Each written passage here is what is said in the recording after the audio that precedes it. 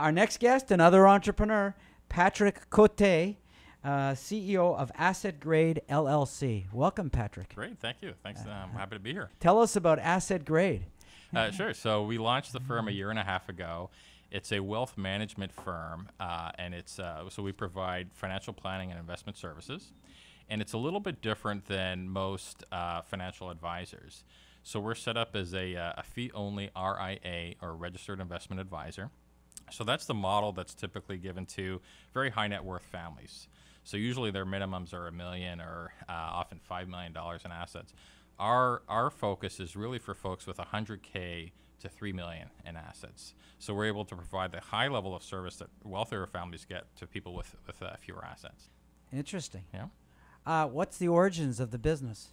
So part of it's just from some of the experience that I had over the years. I'm originally from Montreal, as we talked about, so I had a lot of financial education. Undergrad at McGill, I did the CFA, or Chartered Financial Analyst. Right. Then I was fortunate enough to get into Wharton, studied finance there. And then afterwards, I had a chance to work at Bain & Company. With the experience that I'd gotten along the way, I recognized that there was a need for this kind of service for people who didn't necessarily have many millions of dollars. Right. And everything's kind of come together over the last few years to allow us to be able to do this. The technology costs used to be a lot higher in the past. It would have cost quite a lot of money to get a business like this set up before. Now everything's cloud-based, so you can provide a lot of the high-quality technology services. Well, the information is available to everyone. Exactly. Instantly. Exactly.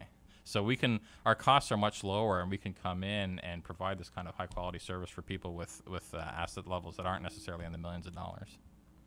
You know, I know you use the term Henry, but Yeah. what does the Henry term mean? So Henry's a high earners, not rich yet. So everybody asks me, what does that mean? What's the definition of it? So I never heard it before. You never Did heard you it? make it up? I wish we had, but we didn't. But we think it applies very nicely to the folks that we work with. It's typically folks, in that sweet spot of 100K to 3 million. So I think, for the business, what we try to do is help, and I think it's for Americans now, especially over the last 6 years. A lot of folks were impacted by the downturn back in 08, 09. So I think it's much more, they're much more conscious of, being able to prepare for that.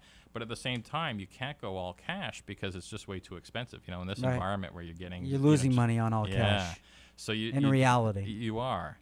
And so it's really important to be able to think through, what are your goals? But it's hard to be conservative and make money at the same time. That's right. They're a little bit of an oxymoron, isn't it? That's right. You have to take some risks, don't you? Yeah. So what we do to help people with that is we split it up. So it's goal-based investing. So we say, what are your expenses? So if they live on 100 grand a year, make sure they've got some emergency funds available, and that might be all cash or close to, something really safe. But then beyond that, they can afford to start taking risks. And so if it's for their retirement, we'll get them in aggressive, as long as they're comfortable with and they have a pretty high risk tolerance, we'll get them in pretty aggressive investing that's diversified across a lot of different asset classes. Do you think you have a competitive, this is a market for financial services. Did you find it overly competitive for you? What's interesting is I think for the sweet spot for Henry's, there are a lot of companies that are going after them, but I think they struggle to really meet the needs for Henry's because, what they really want is the RIA model, the higher end model.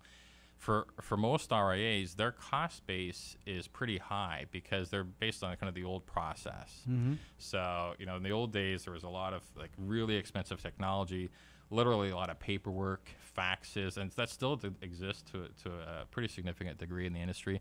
Very expensive, so they couldn't afford to take on smaller clients. Right. So by starting like we did a year and a half ago, we actually, and I've heard this from a number of advisors, we have an advantage because we don't have to come in with those legacy systems.